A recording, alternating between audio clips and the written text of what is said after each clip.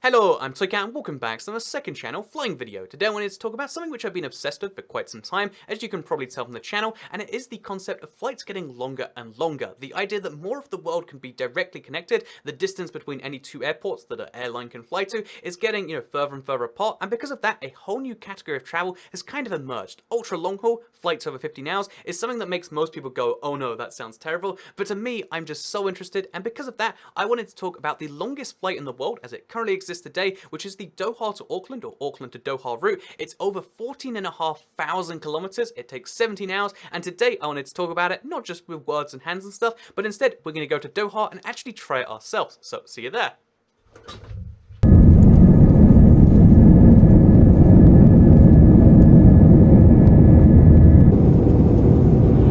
Ladies and gentlemen, the captain has now switched on the fasten seatbelt signs as we will be shortly landing at Auckland.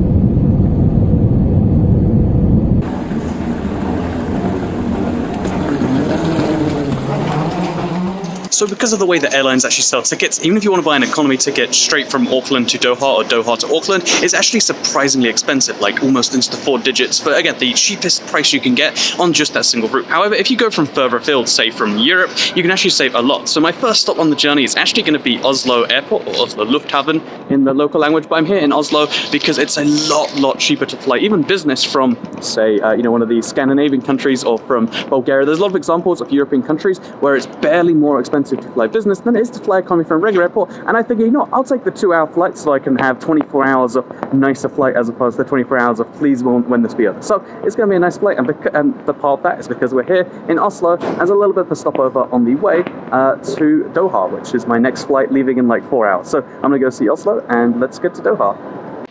I'm back at the airport, and I honestly am extra hyped now. I know this is super weird for a lot of people being like, you're about to go on, like, it's 24 hours or 25 hours starting in a few hours time, not including all of the hours I've been through already.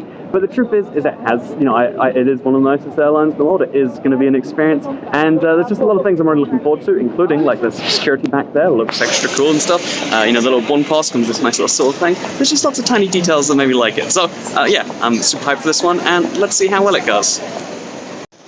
Okay, after that 6 to 7 hour hop from Oslo to Doha, now I am here in one of the world's craziest airports. It is 1 AM local time, it is the middle of the night, and 1, it's crazy hot because that's how this area of the world tends to be. 2, there's a giant teddy bear with a lamp over its head that I just choose not to question, and 3, it means that we're finally ready to start the journey. That's right, even though it's midnight on or like 1 AM on Tuesday, despite leaving on a Sunday, I am ready to finally get this 17-hour flight done. And again, the whole logistics of how you have to book it this way to get like a business rather than a economy for a very similar price. It's a whole complex thing. Maybe we could spend a whole video talking about how to get cheap flights, whether premium or non-premium. But let's also talk about this flight we're about to do, because it's 17 hours.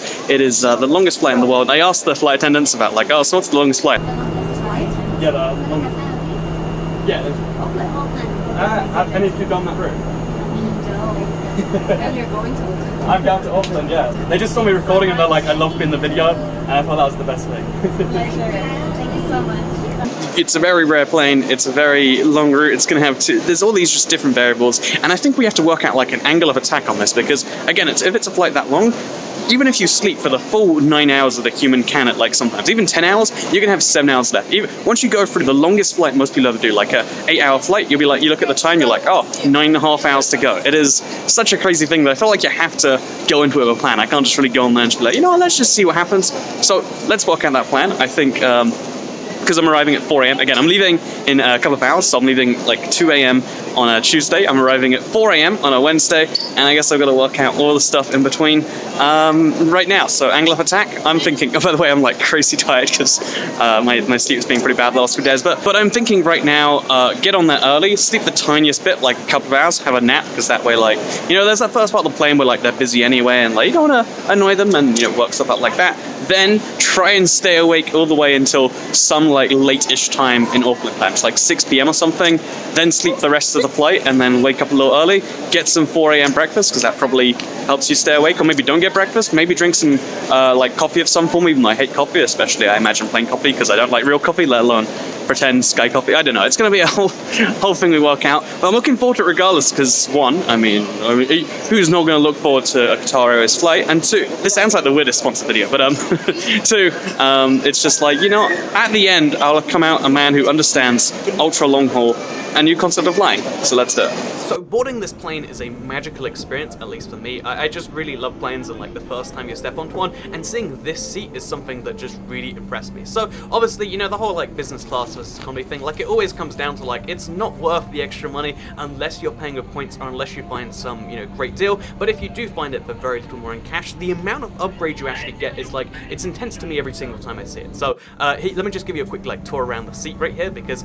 as you can see, there's some seat controls over there, so you can change your seat into a bed, you can recline it, you can put a footrest up. You know, the amount of like actual edge space that you get, and also the size of the seat, it's pretty, you know, cool by itself. Like just the seat is like double as big, 3 times as big, taking up maybe 5 times the space. But then also the stuff like, oh yeah, there's full privacy. The seats in front of you, you can't see between them. You get extra storage space. I have a place for my shoes here. There's a place for just, you know, like bedding on the right there. You can see on the left just below, also the seat next to me is also storage, but even if there is someone next to you, you get those 2 spaces I mentioned. Then you get this place underneath your drinks table. So just over here you can see there's a little place under my passport that's for, you know, I put my laptop in there. I don't know what this is meant for. It's just like a weird space that you can use if you want to. And in case that's not enough, there's a little space over here just for your headphones, and there's a USB charging point in there as well. So I was just really impressed with the difference from the normal economy seat that I'm usually sitting in and this one right here.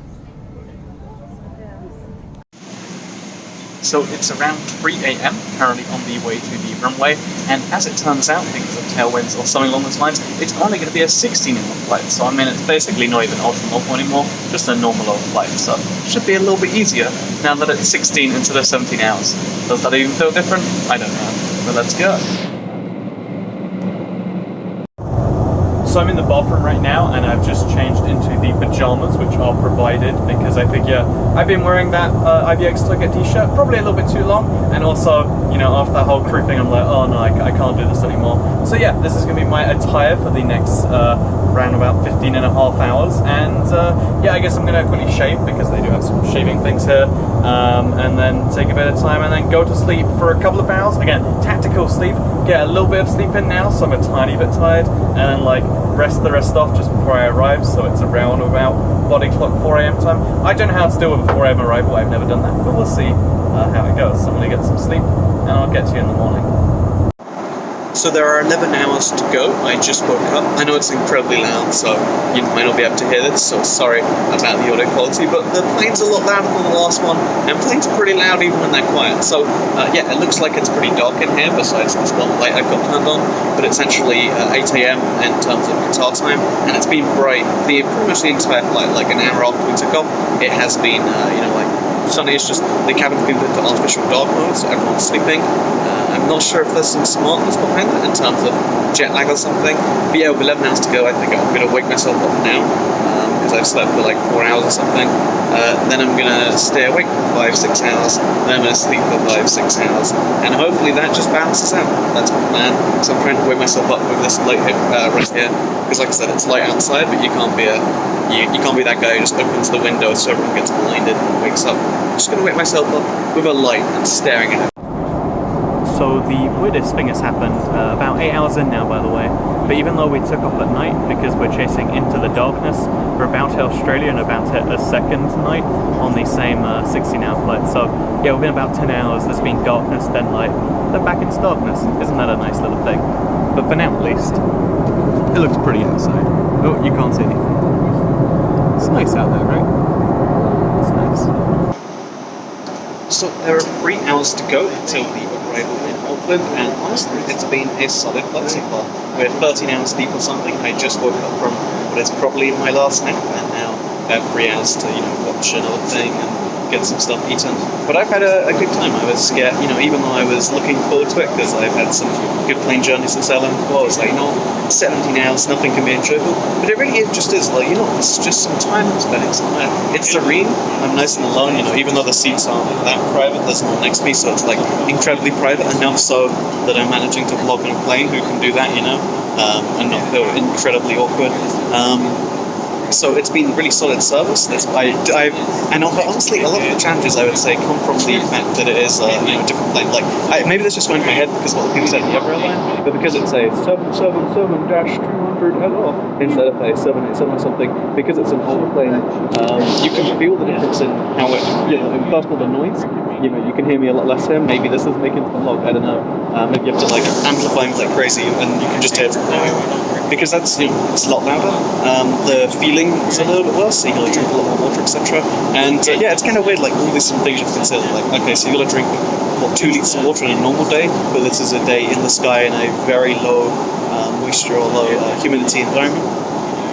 You got to resist all the free alcohol that would otherwise be brought you, which is going to dehydrate you and mess you up a little bit. So now I've got 3 hours to go. Who knows what I do? But you have to resist that all those hours, and there's a lot of differences in the plan. But I think going into a game plan of okay, nap here, then stay up a bunch, which was hard to stay up, but then nap again. And now even though I woke up at 1 a.m. Auckland time, it's better than waking up at 11 p.m. or waking up at 7 p.m. Auckland time. That's exactly wrong. Now I just have to fix my sleep schedule by 5 hours, and I'm perfect to go explore Auckland. So I'm going to land in 3 hours. It's going to be really weird because it's 4 a.m. and I hopefully drop my stuff off, and it's going to be the strangest thing to try and explore at 5 a.m. But that's what's going to happen. Looking forward to it a lot. So yeah, by the way, I want to show off the bed.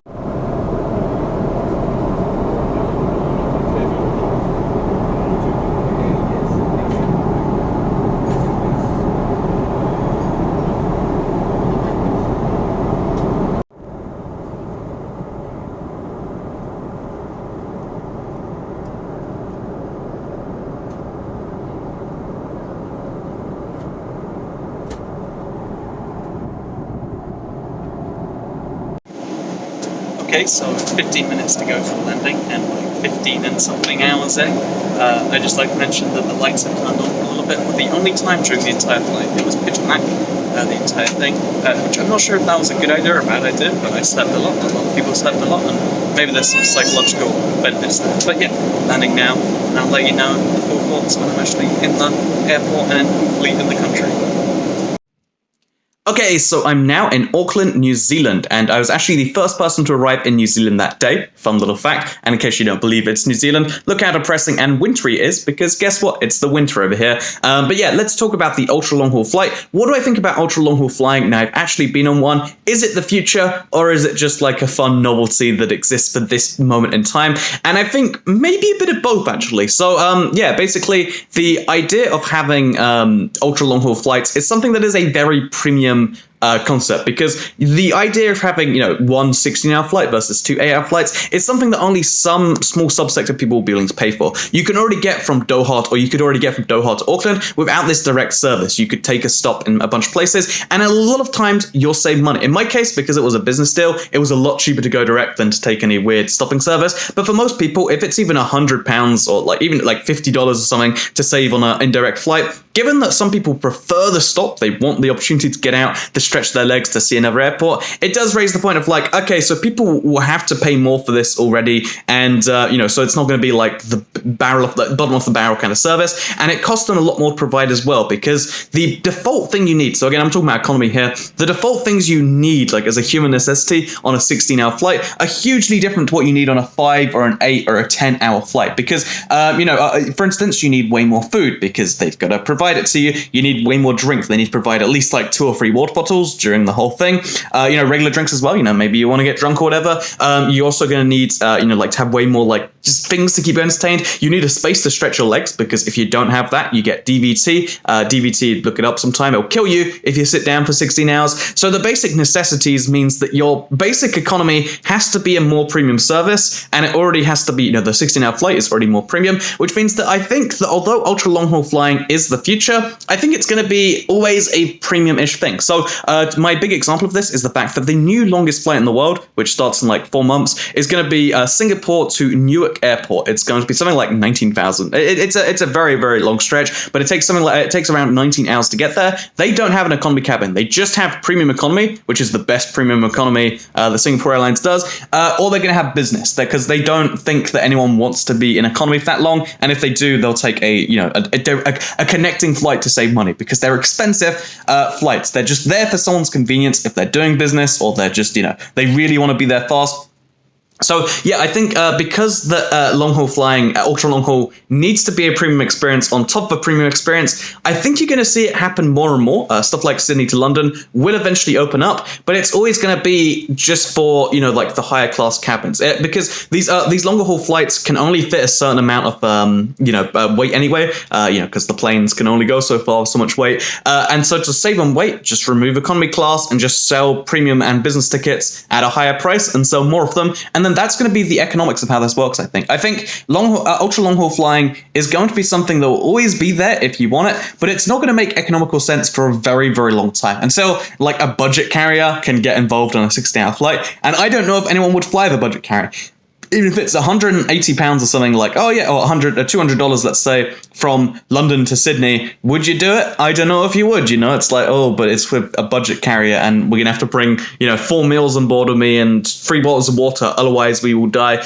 You've got the big questions of like, how will this actually work in the future? And I think the simple answer is it will always be a premium-ish experience. If you find a great deal on one of these flights, like I myself did, then it's great. You can do it and it'll save you a bit of time.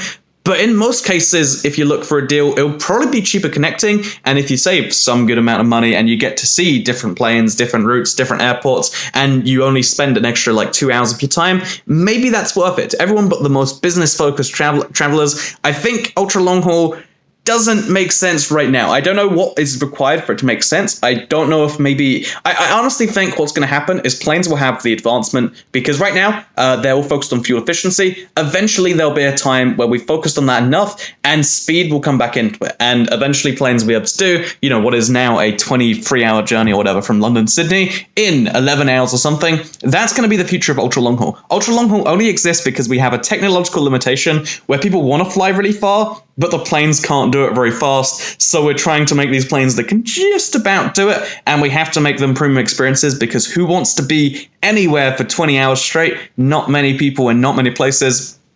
So yeah, like even my house, like staying in there for 20 hours is like, it's like an inside day. It's not a normal thing, right? So yeah, I think that's the kind of conclusion. I think ultra long haul flying is this really weird thing that exists for this really weird period of time where our planes haven't caught up with our ambitions, I guess. And, or I guess they're catching up in terms of range, but not in terms of speed. And I think that's the kind of conclusion here. I think they're great. They're interesting.